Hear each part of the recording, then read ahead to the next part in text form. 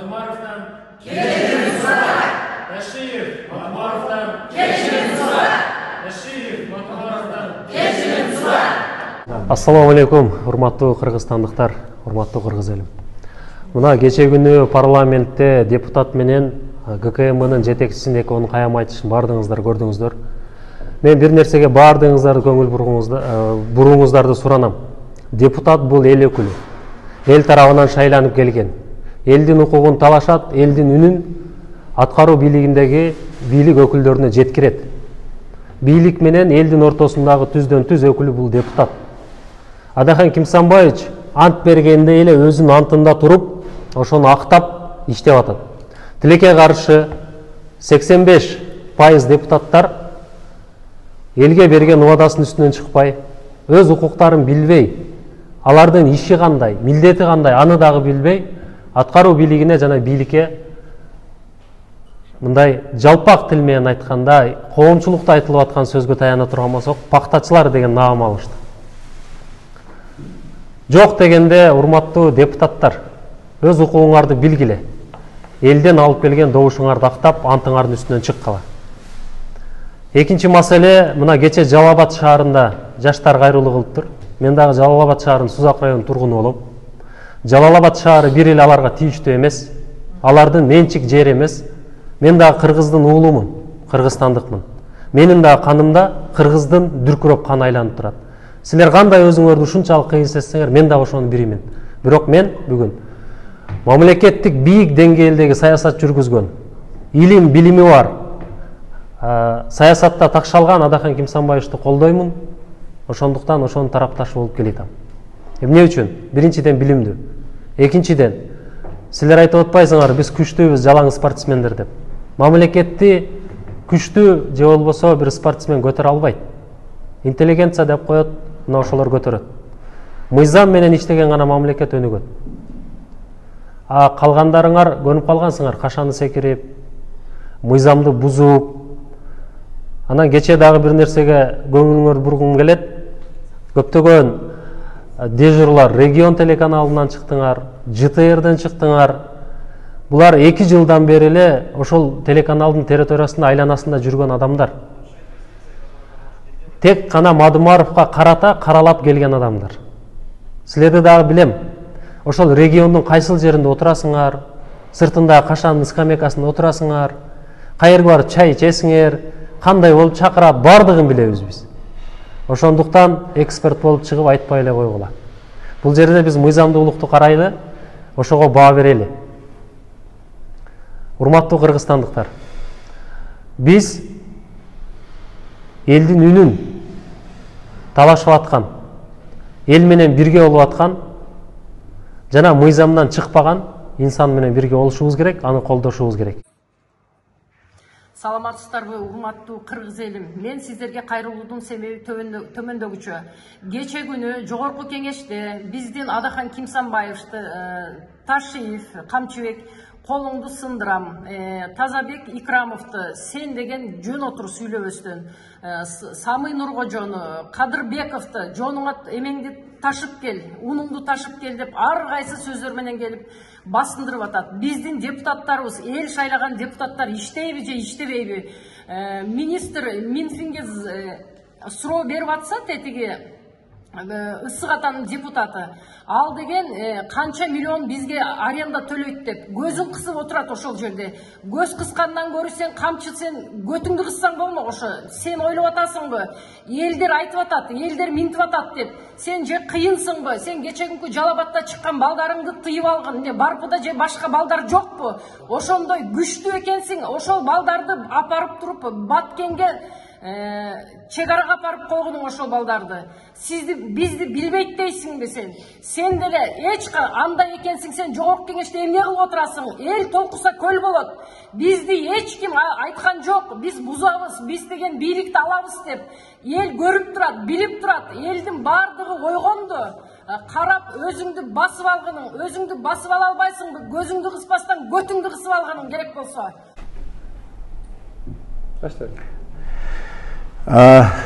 Урматтуу кыргызстандыктар, кыргыз элим, бул жерде кечеги жогорку кеңештин сессиясынан кийин бизде аябай жаман ойлор, бүдөмүк түшүктүү ойлор пайда болду. Анткени жогорку кеңештен чынында үмүтү чоң эле, мурдагы 6-сазда чимпириктер кетип, эл үчүн иштейт деп үмүттөнгөнбүз. Көрсө алардан өткөн какырыктар келиптир бу жердечи. Бардыгы эле жер карайт. Эмне үчүн Мадумаров чындыкты айтып атса, бирөө чыгып колдобойт. Биз Нурлан Самойкожого терең ыраазычылык билдиребиз. Ошол жерде жалгыз акын экен, акындар ушундай болот, Адаханды колдоп, ошол киши гана өз оюн айтты, калганы баары да каршы сүйлөп, коллегалар бири-бирин колдош керек эле жогорку кеңеште. Ал жерде биз көрсөк, баардыгы жана тизме менен келгени билинип калды ал жерде. Жанагы Жусуп Коргонбайұлы деген чуденттин шоферу бар. Илгери экөө кыргыз газды тынчытып, Россияга $1 сатып беришкен. Азыр шоферлор тойгозду. Илгери Атамбаевдин шофери Илмиянов деген Шумахер бар эле. Кыргыздан жарымы жутуп. Анан кийин жанагы Ширшевдин шофери Талант Имамов деген цифровизация министри болуп алып туруп, бүт барын басып алып атат азыр. Дастанды, Кыргыз Телеком, Альфа, жанагы Мегаком, жанагы банк, Кредит банк дейби. Анысы да шофер. Эми бул Коргонбайұлы шофер чыгып алып, түз сөзүн айтпай, баяндай кылатпайбы, тизме менен келген 30 кишинин учениктерсиңер деп. Биз эми түшүнүп калдык, көрсө баары ушу тизме менен келген депутаттар экен ал жерде. Бир адамдын тизмеси менен. Аны айтайын деген жогорку кеңеш ушундай элдин көйгөйү айтылып атса, чынында ошол жерде контрабанда бар. Ал жерде ошол качып жүрөт жанагысы. Элдин көйгөйүн айтып чыккан депутатты колдоп сүйлөп коюшпай, бардыгы элдин атынан келип алат, элге Толгон Токоевадан беришет дагы, келгенден кийин өзүнүн жеке кызыкчылыктарынан отурушат. Биз буларды 6 жыл ушинтип элдин баягы салыгын эсебинен кармап турабызбы? Булар чындык сөзүн качан айтат элге? Булар эл өкүлү го. А бул жерде өзүнүн көлөкөсүнөн коркуп отурушат ошол жердечи. Кайра Мадумаровго каршы туруп алышып сүйлөдү. Мына Нурлан Шакиев деген бар экен. Учурунда Бакиевдин кеңешчиси болгон, министр болгон, чыгып айтат, тиерде мынанча здание салынды, ошону эмне салды, ким салды, кайсы акчага, бюджеттен акча кеткен жок дейт. А эл билиш керек, укук органдарынын зданиясы кайсы акчага, эмне себептен ким бекер салып берип атат. Ал бүдөмүк ойлор пайда болот экен бул жердечи, элде. Урматтуу элим, бул жерде чынында кечээ күнү мына эмеде дагы Жалабатта чыгышып, мечиттен чыгышкан экен, байкадык, баарын колунда жана жай намаздар турат. Чыгып алып, биз спортсменбиз, биз тигиндейбиз деп Мадумаров касылып атат. Мадумаров эмне кылмыш кылдыбы? Мадумаров чындыкты айтып атат, факты менен. Ал жерде ушундай болуп атат, ертеңчи өтпөй атат, ал жерде суу май өтпөй атат, ал жерде цемент өткөрбөй эл кыйналып атат деген чын оюн айткан үчүн Мадумаровду жек көрүп 2 күндөн бери телевидениеден көрүнгөн жана жуугунду кошоматчы саясатчыларын чыгарып алып туруп жадатты телевизордон, сүйлөтүп, жамандатып. Мында элди бөлгөн болбойт. Элди бөлгөн болбойт. Биз деле мекенчил, ошо мекенибиз өлкө өнүксө экен деген ой менен сүйлөп атат. Мадумаров эч кандай популист болгон эмес. Өзүнүн ою бар, өзүнүн принциби бар, артында калдайган миллиондогон колдоочулар бар. Ошо элдин көйгөйүн убада берген айтып атат. Биз ал кишини колдойбуз. Айтайын дегеним ошол. Урматсыз Таши, сен кече күнкү парламентте неадекватный сүйлөгөн сөздөрүң менен өзүңдүн азыркы мамлекеттик кызматка татыксыз экениңди, мамлекеттик этиканы билбегенди, кызматкердин этикасын билбегендигиңди, маданиятсыздыгыңды көрсөттүң. Сен бул менен канча акыл эси жайында кыргызстандыктардын кыжырын келтирип атасың 2 күндөн бери. Сени сүйлөгөн сөздөрүң алдында бул айылдагы ар бир көчөдө бир атаман жинди балдар болот эле. Ошолор жолдо калды. Сен бир адамча болбойсуңбу? Адахан Мадумаровдон сенин статусуң төмөн керек болса, Адахан Мадумаровдун 100 000 деген шайлоочулары бар аркасында өзүнүн жүрөгү менен чуркаган. Сен кимди ойлотосуң колун бутун сындыргыдай? Адахан Мадумаровду азыр ошол жерде парламентте балык болуп, какырык болуп отургандардын ичинен Адахан Мадумаровдун 27 000 адам шайлап ошол жерге отургузган, үнүбүздү жеткирет деп, элдин көйгөйүн айтат деп. Ал элдин көйгөйүн айтып атат. Биз бардыгыбыз, эл журт баары көрдү Баткенде. Эсенбунун сенин кызматкерлериң акча алып жолдон, посттон, анан кийин качып төлөттү көздөп, адырды көздөп качып жүргөндөрүн. Камасаң ошолорду камабайсыңбы? адахан акыйкатты айтса, чындыкты айтса, мамлекетке күйсө, аны сен кантип камайт элең? Сындырам дейсиң, камайм дейсиң, депутаттарды, элдин депутаттарын коркутасың сен. Талтайба дейсиң, мойнуңа уң көтөр дейсиң, смирна дейсиң, вольна дейсиң. Ошол жердегилер сенин депутаттар, сени менен солдаттарыңбы? Өзүңдүн сыйыңды билип жүр да.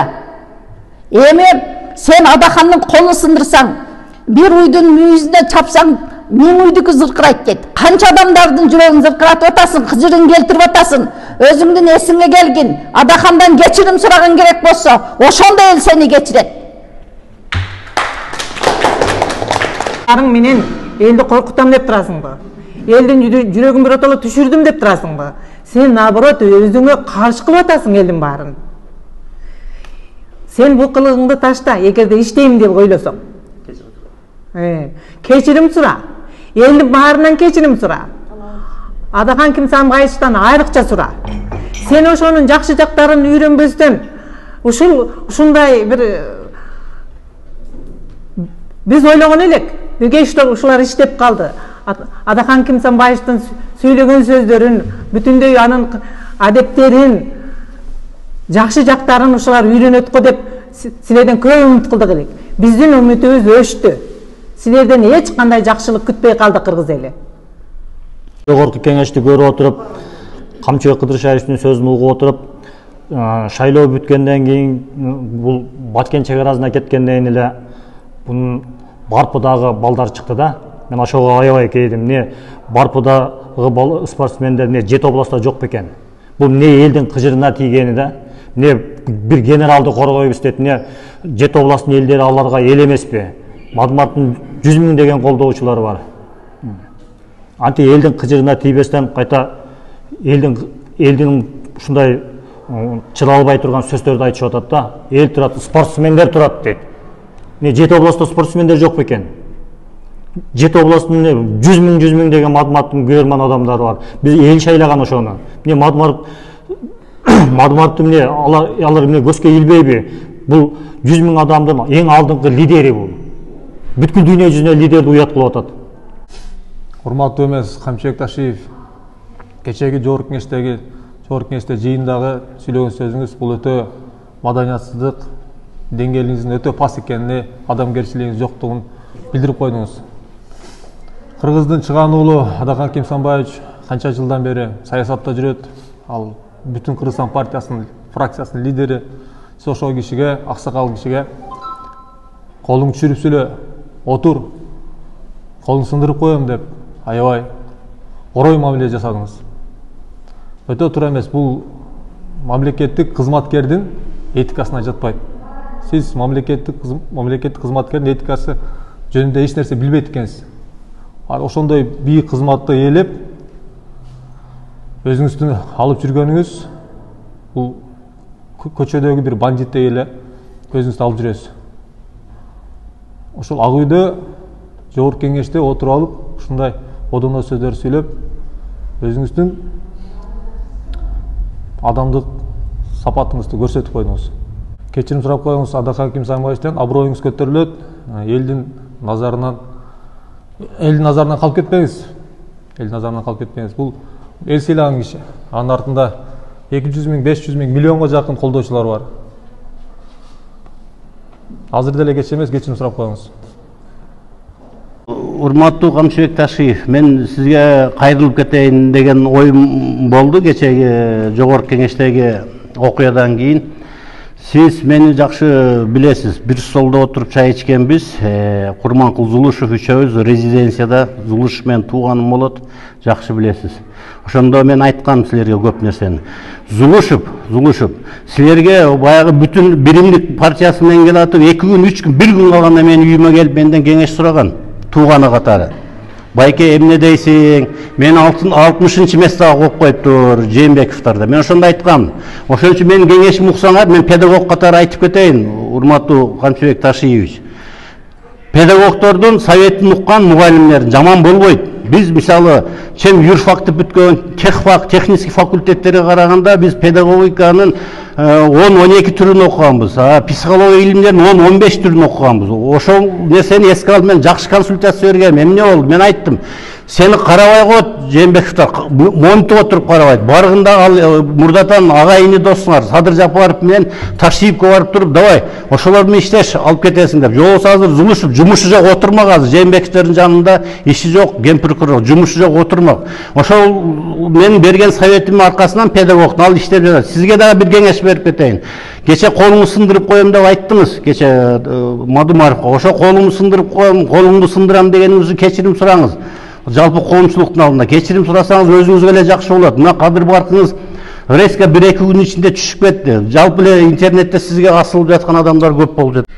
Ошон үчүн Камчыбек Ташиевич, мен сизге айтып коеюн, Адахан Кимсанбаевичтен да кечирим сурап коюңуз. Жалпы коомчулуктун астында. Ошентсеңиз, мен айтпадымбы, Зулушевга жакшы совет берип, мына иштеп жатат.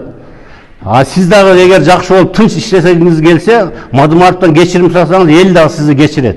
Эл өкүлү болуп эсептелет. Ошон үчүн кечирим сурап коюңуз. Мен сизге ушул нерсени айтып койгум келди. Экинчиси, Жогорку Кеңештин депутаттары жасакерленип, азыркы бийликтин эмесинен жасакерленген сөздөрүңөрдү айтпагыла. Бийлик кетет. Мадумаров бийлик жак Москва жактан Кремлден колдойм десе өзү отказ берип жаткан учурларын баарыңар билесиңер. Болом десе 6 секундта аларга жардамдын аркасында бийликке алып коет 6 секундта. Ошон үчүн Жогорку Кеңештин депутаттары көзүңөрдү ачып, айрыкча бизнесмендер, анти бийликке жасакерлениңерди токтоткула. Бул элдин талабы. 100 000 деген колдочулары бар. Адахан Мадумаровдун Жогорку Кеңештин трибунасынан көчөдөгү бандиттердин сөзүн айтып атат го, колуң сындырып коем деп. Жакшы Балбак Зарлыкович айтып атат, калыстык сөзүн айтып атат. Талтайба деп атат. Бул Талтайба деген эмне деген сөз ай? Көчөдөгү бандиттердин сөзүн айтты бул. Биз мындан кийин бул Камчыбек Ташиевди сыйлабай калдык. Сыйлабайбыз даже. Бул ушул сөз үчүн жооп берсин. Кандай акысы бар колун сындырганга? Ташиев, Мадумаровдан кечирим сура. Ташиев, Мадумаровдан кечирим сура. Ташиев, Мадумаровдан кечирим сура. Бийлик Мадумаровдан. Бийлик Мадумаровдан.